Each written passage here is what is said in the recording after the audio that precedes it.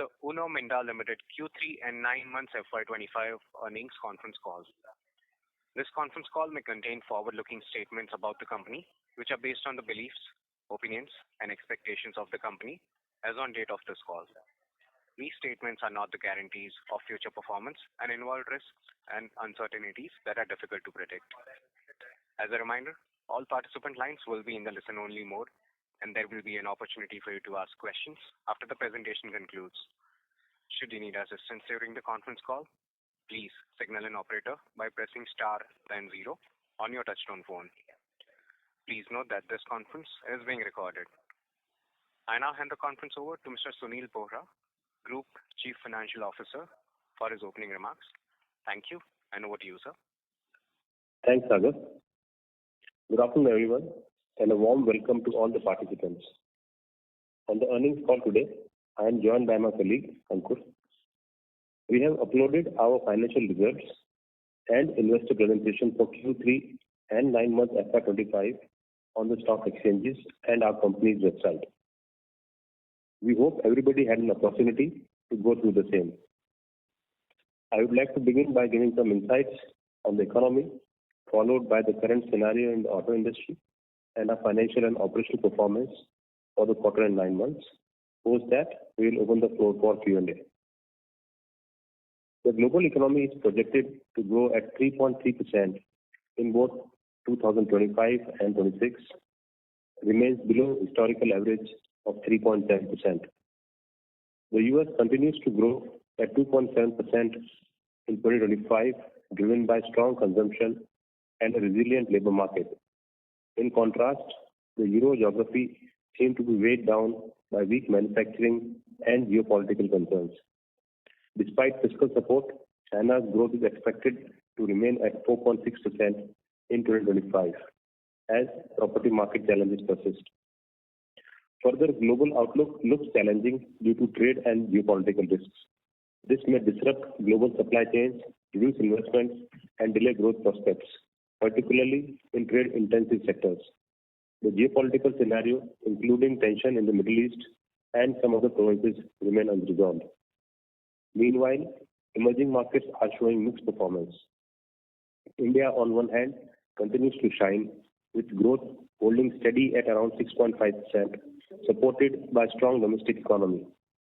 India's growth is expected to remain stable, with limited downside risks compared to some of the other emerging markets. This stability is a testament to the country's ability to navigate global headwinds, including potential trade policy uncertainty and geopolitical issues in some of the regions. In this uncertain environment, agility and strategic planning will be key. As a company, we must remain vigilant, adapt to changing conditions, and seize opportunities where they arise. Moving on to the automotive industry, for the quarter ending December 24, the Indian automobile industry demonstrated growth in Q3 FY25, achieving a steady year-on-year volume growth of approximately 7%, with total production reaching around 78 lakh units. This positive performance was largely driven by robust demand in the two-wheeler, whereas PV segment contributed with marginal growth.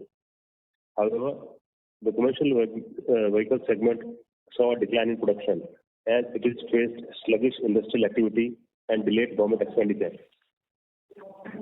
In Q3 FY25, the passenger vehicle segment demonstrated production volumes growth of 3% year-on-year to reach 11.7 lakh units.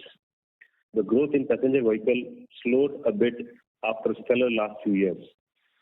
Meanwhile, as per FADA, dealers anticipate strong consumer pull from new SUV launches, feature-rich EVs, and its maturing EV ecosystem, though price-sensitive buyers and interest rate fluctuations remain watch points.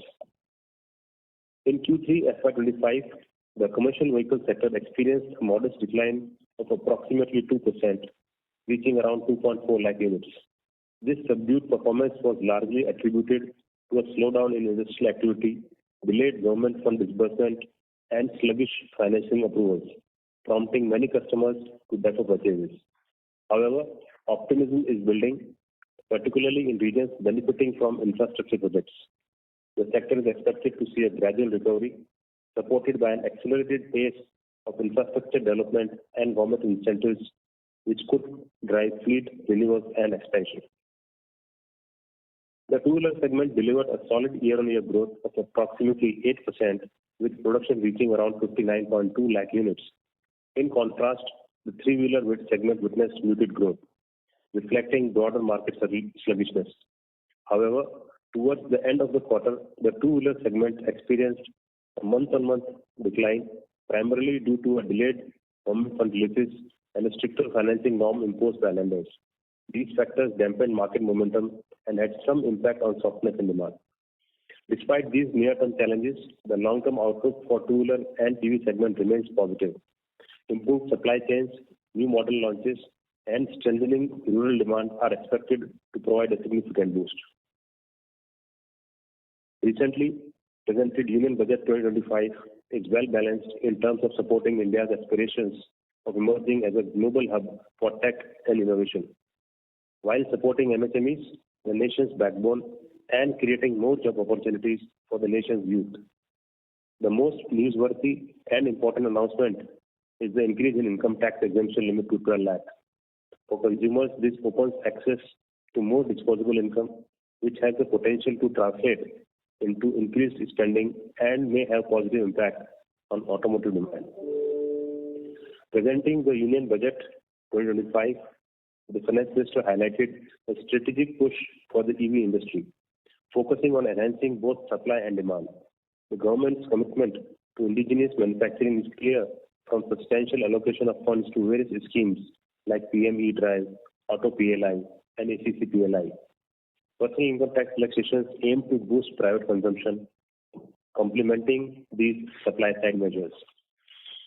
Customs reforms include exempting basic custom duty on lithium-ion battery scrap and critical minerals like lead, copper, etc., ensuring a steady supply for local production and job creation. To further support the EV sector, BCD exemptions have been granted to additional capital goods to bolster lithium-ion battery production. Overall, the budget was encouraging for the industry and likely to support medium to long-term growth of the industry. Before we delve into our financial and operational performance, I would like to highlight about our impressive showcase of innovative technologies and solutions at the recently concluded Auto Expo Component Show 2025. We highlighted our commitment to personalized, autonomous, connected, and electrical mobility solutions. We had a dedicated green mobility zone featuring 3 technology demonstrators: TD125 electric skateboard, TD425 electric bus, and TD225 electric bike, highlighting cutting-edge product portfolio for E2-wheeler, E3-wheeler, and E4-wheeler specific solutions as well. In that zone, we unveiled state-of-the-art products like highly integrated e-axles, intelligent battery management systems, dual charging capability, and seamless connectivity, all designed to redefine the electric mobility experience. Our advanced lighting solutions included connected pixel-based digital tail lamps, OLED lamps, and adaptive lighting. Personalized and smart innovations featured augmented reality heads-up displays, CapSense switches, ADAS, and vehicle control units, and software-defined vehicle control units. We are delighted by the overwhelmingly positive response received from customers, government officials who visited our stall, including some of our investors and analysts. Thank you. Moving on to financial and operational performance for Q3 9-month FY25. You can refer to slide number 8 and 9. Uno Minda delivered yet another quarter of strong financial performance, outperforming industry. The group revenues for the quarter grew by 14% to 5,056 crores, whereas growth is more pronounced in consolidated revenue, which grew by 19% year-on-year to 4,184 crores, driven by broad-based growth across multiple product lines and further supported by consolidation of Minda Westport and Minda Onkyo in the current financial year. Notably, the lighting, alloy wheel, switches, EV components, sensors, and controller segments exhibited strong performance. EBITDA for the quarter reached 457 crores, reflecting a 20% year-on-year increase. EBITDA margins improved to 10.9% in comparison to 10.8% in corresponding quarter previous year. Finance costs for the quarter increased to 47 crores due to higher borrowings to fund capex. land acquisitions, and working capital. Depreciation also rose in line with capitalization of new projects. The company's share of profit from associate and joint ventures is 40 crores in Q3 in comparison to 44 crores in the corresponding quarter previous year. The share of profits of associates JV was lower primarily on account of Minda Westports and Onkyo becoming subsidiary and their profits being consolidated. Besides, all JV, namely Densotan, Roki, TRMN, TG JV entities have reported strong operating and financial performance. The tax rate for the quarter was lower due to one-time accounting of tax benefit on past losses at Kosei Minda consequent to approval of merger by NCLT. Uno Minda's profit after tax increased by 21% year-on-year to 233 crores in Q3 FY25, reflecting the overall robust financial performance. For 9 months, we have achieved consolidated revenues of rupees 12,246 crores, registering a growth of 20% on year-on-year basis. The EBITDA for the period grew by 21% to 1,347 crores. The profit after tax, which is Uno Minda's share for 9 month period, was at 677 crores as against 588 in the corresponding period, reporting a growth of 15%. Coming to the business segment-wide performance, you can refer to slide number 12. Our switching systems segment delivered outstanding performance in Q3, generating revenues of 1,045 crores and contributing 25% to our consolidated revenues. This marks a year-on-year growth of 13%, driven by increased kit value from high content, greater share of business with some customers, and a robust recovery in domestic two-wheeler segment. The two-wheeler switch business continues to thrive, supported by strong industry volumes and improved exports.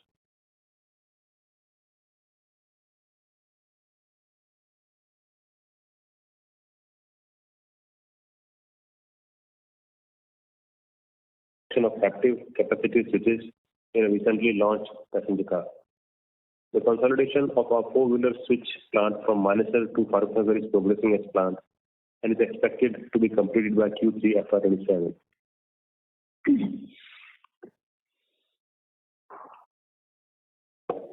Moving to lighting. Our lighting business remains a key growth driver, significantly contributing to the company's performance. In Q3 FY25, the segment generated impressive revenues of 982 crores, marking a 15% year-on-year growth and accounting for 24% of consolidated revenues. This quarter also saw the lighting business achieve its higher ever quarterly revenues, driven by strong growth in both the domestic four-wheeler and two-wheeler lighting business to OEMs. During the quarter, we commissioned our new four-wheeler lighting plant at Khed, starting supplies of pixelated digital tail lamps for a recently launched passenger car. This innovative product has set new benchmarks in the Indian lighting industry, receiving rave reviews from customers. As announced last quarter, the implementation of our expansion project in Indonesia has begun and is expected to be commissioned in phases starting from Q4 FY26. Moving to casting business, the business showcased robust performance in Q3 FY25, generating revenues of 768 crores and contributing 18% to consolidated revenues. This includes rupees 408 crores from four-wheeler alloy wheel segment and 223 crores from the two-wheeler alloy wheel segment, and the remainder from the die casting business. The casting business experienced a 13% year-on-year growth led by the two-wheeler alloy wheel segment, thanks to the ramp-up of the enhanced capacity added last year. Both the two-wheeler and four-wheeler alloy segments have witnessed substantial growth, supported by capacity expansion initiatives. We are expanding our four-wheeler alloy wheel facility in Bawal by an additional 30K capacity, scheduled for commissioning in Q4 FY25. Additionally, the construction of a new greenfield plant at IMT Kharkhoda with a capacity of 120K wheels per month and a 2 million alloy wheel plant for the two-wheeler segment at Supa, Maharashtra is progressing as planned. Our aluminum die casting business has grown approximately 200 crores from 200 crores in FY21 to over 500 crore now. Starting with engine covers and other body casting products, we have expanded to applications in the seating business and electric vehicles for battery housing and chargers. New opportunities are emerging, requiring us to increase our capacity. Consequently, the board has approved a capex of 72 crores for the expansion of the aluminum die casting plant in Hosur from 11,000 tons per annum to 15,000 metric tons per annum. The enhanced capacity is expected to commence in phases from Q4 FY26. Moving to seating business, it generated revenues of 273 crores in revenue during Q3FY25, contributing 7% to consolidated revenues. While domestic business demonstrated steady growth, the export segment faced headwinds due to a downturn in the European market, particularly impacting one of our key customers. Overall export for seating year-on-year is lower by around 18%. During the quarter, we commenced supplies of pneumatic suspended seats to a domestic OEM. Additionally, we secured a substantial export order from a new customer that is expected to bolster our export growth in the coming quarters. As we progress into the subsequent quarter, we anticipate boost in revenues from a ramp-up of volumes of a newly added OEM customer, driven by 4 new model launches by them, increased volumes from e-two-wheeler OEMs, and the commencement of supply of pneumatic suspended seat. Therefore, we remain confident in the growth potential of our seating business. Moving to acoustics business, the segment generated revenues of around 184 crores for the quarter, representing a stable 4% contribution to our consolidated revenues. While India acoustic business remains stable, our European subsidiary Clark & Horn was adversely impacted by downward trend in the European auto industry. Moving to other product businesses, the segment achieved revenues of 933 crores for the quarter, contributing 20% to the overall top line. Of this, almost 150 crore came from controllers, around 209 from sensors and ADAS, 119 crores from blow molding products, 136 crores from Minda Export, and 123 crores from the UMESPL. Most of the business under the others category are performing exceptionally well. Our alternate fuel system business continues to grow, reaching new heights every quarter, with many OEMs focusing on increasing their presence and volume in the CNG segment. The controller business was supported by strong volumes for off-board chargers for E3 sensors, and our diverse sensor offerings are driving growth of our sensors and ADAS business. Following our large order win for 7.2 kilowatt EVSE from Japanese OEM last quarter, we have secured another order for 3.3 kilowatt for their EV PV model. Our European engineering service business under Creac GmbH has been working on groundbreaking innovative technologies. In yet another milestone, they have won an order for engineering services for heads-up displays and sunroof illumination systems. Moving to electric vehicles, you can refer to slide number 16 and 17. Revenues from EV two-wheeler OEMs was 238 crore in quarter as against 228 in the last quarter and 164 in the corresponding quarter last year. During the quarter, we started supplies of 500-watt onboard chargers and 950-watt onboard chargers. With SOP of multiple orders lined up in the next 3 to 6 months, outlook for e-two-wheeler specific component business continues to be very promising. Besides e-two-wheeler, we have also been supplying components to e-three-wheeler and e-four-wheeler. Our revenues from e-three-wheeler is around 74 crores, primarily comprising of EV specific components. Supplies to e-four-wheeler mainly comprises of our existing and traditional products. Moving to aftermarket and industrial revenues, you can refer to slide number 14, please. In terms of our revenue pie for the quarter ended December 24, OE business accounted for 92% and aftermarket business at around 8%. Our aftermarket division revenues have grown by 17% to 219 crores in Q3 in comparison to 273 crores in corresponding quarter last year. Our increased focus on marketing and distribution for aftermarket products is reaping benefits. Our international sales represent approximately 11% of revenues. Though exports was slightly better than last quarter, they are still down from the peak. As highlighted last quarter, due to lower industry volumes in EU and US, our international sales continue to be negatively impacted on account of lower exports and lower sales in European subsidiaries. International sales revenues share is also decreasing as our domestic business takes higher share due to more pronounced growth. Happy to inform the board has also approved and declared interim dividend of 0.75 per share, which is 37.5% of face value, reflecting a commitment from the company to return value to shareholders on a consistent basis. The interim dividend for FY25 is over 15% higher as compared to last year's interim dividend. Moving to cash flow and debt levels, our net debt as of December 24 was at 1964 crores compared to 1,319 crores as on March 31, 24. The net debt has increased on account of expansion capex as well as expenditure for land bank at Kharkhoda Hosur and Bawal of around 340 crores. The total capital expenditure, including the land bank for the 9-month period, was 1324 crores. While sustaining and growth capex has been financed from business cash flows, the capital expenditure primarily on land bank and increased working capital requirement has resulted in incremental debt. Our net debt to equity as at 31st December stands healthy at 0.34. We have achieved a return on capital employed of 18.6% basis analyzing profits of 9-month FY25. Kindly note that the capital employed considered for calculation does include the capex for land bank as well as CWIP, which is currently not generating any returns. ROCE would be even higher if we exclude these non-deployed assets. Moving to strategic business update, we have received the final NCLT order for merger of COSAI JV entities with Minda Limited. Consequent to the order, all three COSAI JV entities, namely Minda COSAI Aluminum Wheel Private Limited, COSAI Minda Aluminum Company Private Limited, and COSAI Minda Mold Private Limited, has been merged with Minda Limited with effect from 1st of April 23. The merger is expected to result in significant synergies in four-wheeler alloy wheel business with removal of various duplicate administrative costs of maintaining three different legal entities. Moving forward, we remain very optimistic on medium to long-term outlook of domestic auto industry. Indian automotive industry is on a path of rapid evolution driven by innovation, sustainability, and a favorable economic environment. Our company has rightly positioned itself by continuous investment in R&D, capacities, and key resources like land and people to seize the potential growth opportunities. With our existing diversified product portfolio, new product and technologies, we are confident of sustained outperformance over long term. With this, I would like to now open up the floor for questions. Thank you very much. We will now begin the question and answer session.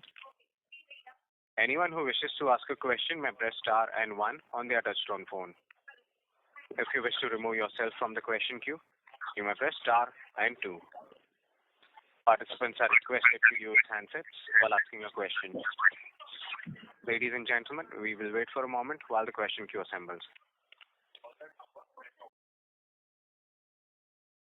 Our first question comes from the line of Chandramouli Muthiah from Goldman Sachs. Please go ahead. Hi, good evening, and thank you for taking my questions. My first question is just related to the comments that you made on fast-tracking some capacity expansion at your Hosur plant, and I think you also mentioned that there is some new opportunity that's emerging. So just want to understand what the nature of the opportunity is, and also if it has anything to do with some of these electric SUV launches that we've seen more recently at the Auto Expo. Second question is just around the budget related tax savings that large part of the tax filing community might get over the next year. What your views are initially on what that could do to production run rates at your two-wheeler and four-wheeler customers. And the third question is just on your capacity expansion over the next 2 years, how we should think about startup costs around that capacity expansion, and if there's any indication that you'd like to give around what the margin ranges for the business could be as a result. Yeah, thanks, Chandru. So moving to your questions, starting from first. About the Hosur plant expansion. So this we have a casting plant, as I said, in Hosur, where we manufacture both traditional products for two-wheelers like the engine cover or some aluminum casting parts, etc. Plus, we also manufacture the parts for EV like battery housing and products for seating, etc. So that business has been doing phenomenally well. So until now, we have been expanding capacity in the premises and behind building whatever small expansions possible. But now we have reached a situation where we need to significantly increase the capacity from almost 10,000 tons to 15,000 tons. And this is primarily for all the existing products. There is no new product per se. So you have EV products also, you have non-EV products also, which this business will be catering to. And that is why we are in this year, we will be expanding this capacity. So that's what the nature of opportunity are. So basically, it's existing products, both EV and traditional segment. In terms of budget tax saving, you said what is our view on production run rate for two-wheeler and PV. So as I said, we are definitely very, very optimistic because at the end of the day, it will put almost 1 lakh crore of money in the taxpayer hands next year because it's a very, very big amount. And we do firmly believe that there will be a positive friction of this on a lot of industries, maybe consumer-driven, etc.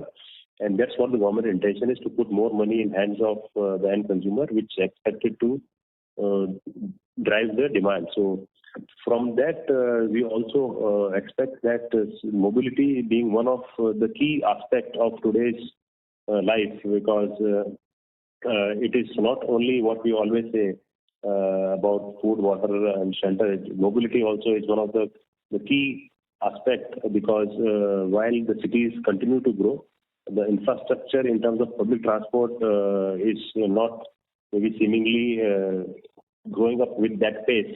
So the demand for mobility is becoming very, very of an essence. So considering all those aspects, we do hope and expect that this 1 lakh crore of annual money which is coming in people's hands, good quantum should come to the automotive industry and hence should have positive friction on the two-wheeler and PV segment both. In terms of capital expansion for next 2 years, we know that today we have 12 projects which are undergoing expansion. Last quarter it was 13. We added 14 and 2 have been commissioned. So 12 projects are under expansion and we might have something as we move forward. Given that we have been adding land for our future expansions and a lot of businesses are growing very well. So they will definitely need at some point bigger facilities. So for that we are gearing up in terms of the core infrastructure, be it land or other resources, in terms of people development, etc. We have been working in totality. You also asked in terms of startup costs. Yes, definitely there is going to be a startup cost which is there because all the projects which the board approves, as we have been discussing, we in fact look at third full year of production as a target for our returns or our target returns. So in first year it's maybe part year and second year is normally you tend to have all the costs which are incurred and not the profits. So somewhere it will be negative or zero. So those costs are baked into our assumptions, and this year we have guided for our EBITDA margin range of 11% plus minus 50 basis points, and the guidance factors in that startup cost as well.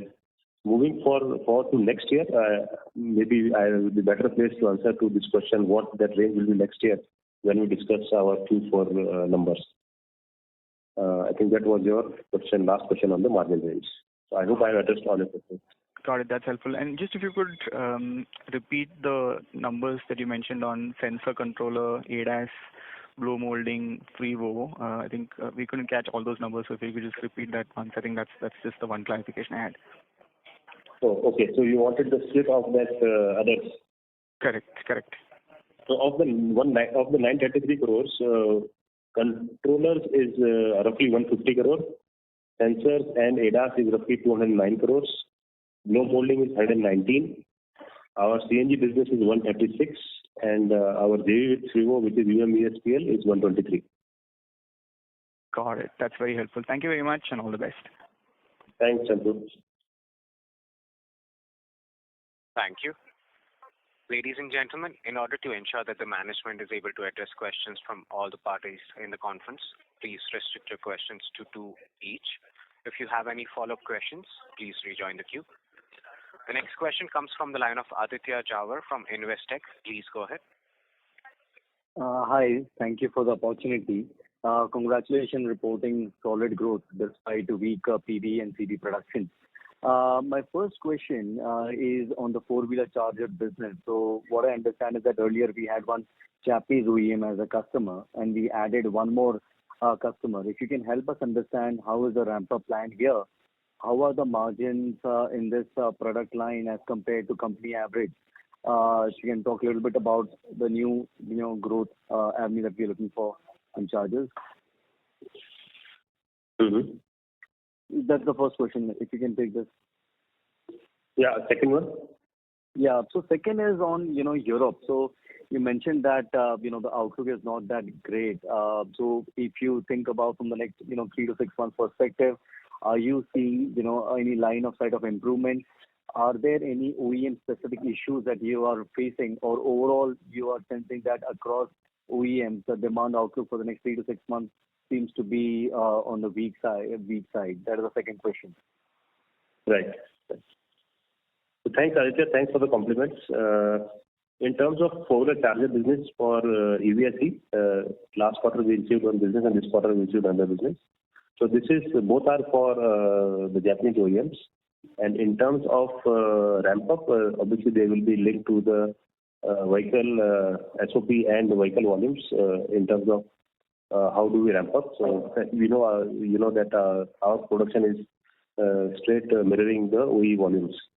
So from that perspective, we will be ramping up as and when whatever our customer demands. In terms of margin versus company average margin, initially we do expect these margins to remain lower until they reach some better threshold. But what good thing we have done is rather than putting these products into a totally new business, we are doing this as part of our controller business. So from that perspective, it will help us spread out our fixed cost efficiently and make sure that even though it's a lower margin, we have some positive contribution from these products to our financials. And moving to your Europe question, whether next 3 months are we seeing any improvement? It's very difficult, Aditya. As of now, things are not significantly better. In fact, they are what they were last month. And we are keeping ourselves prepared for maybe a bit longer hiatus in terms of the challenge what we have, so that we are preparing ourselves to those lower volumes and seeing how we can bring down the break-even points in those regions, because as of now it looks difficult to visualize whether we'll have significant improvement in 6 months of time frame. Any OEM specific issues is very difficult, but one thing which is visible is that, and I think we have been reading in a lot of other coverages as well, that the very, very high-end vehicles, the demand seems to be not that impacted as we see in the low-end and mid-segment. That's what the current visibility is in terms of our revenue split as well. Yeah, that's quite helpful. My next question is that on the land bank, out of the 1324 crores we have spent 9 months, how much we have spent on land bank, and what is the thought process on this capex going ahead? So of the sorry, what is it? One was of 1324. How much is land? Other point was? No. So yeah. So in 9 months, the capex that we have incurred, what proportion is for land bank, and what is our thought process on this subject, going ahead? Right. So of 1324 crores in 9 months, we have spent roughly 350 crores in 9 months on the land. And our strategy is, as you know, to be ready, because in past we have seen 2 to 3 projects where we have faced significant delays in land acquisition, and eventually we delayed constructing our plant and had impacted directly to our volumes. So there are 2 3 advantages. One, definitely, once you have the land, we need to be closer to our customers. So to get a large land is always difficult. So earlier, and you would have visited some of our plant as well, and a lot of the people on the call, that they are spread out at various places. Now, when we buy a big block, it also helps us in consolidation in a way that we can have our own industrial park. We can have commonality of services like your security, like your canteen, like your a lot of other infrastructure which you need for that setup. So you bring synergies. Another advantage is when you talk of large investment, you also get that support from the government in terms of maybe better support in terms of approvals, clearances, incentives. There are a lot of advantages which come because you are looking at that scale. And last is that in terms of availability of resources, also our people. Once we are closer to the cities in the area we are looking land, the availability of talent also is there. So there are multiple things we do. Yes, in short term it is a drain, but as you would have noticed, the land which we have bought in Khed of almost 83 acres, almost 20 acres. We have already put a plant on for four-wheeler lighting business. Of around 95 acres we have bought in Karkoda, roughly 20 acres is allocated to our four-wheeler oil plant where construction is going on. At Hosur, we are in process of buying this land, and part of the land is allocated for future growth of a couple of businesses which operate in that region. So the whole idea is that we are prepared for the growth in the medium term where we will not look after for land. Sure, that's helpful.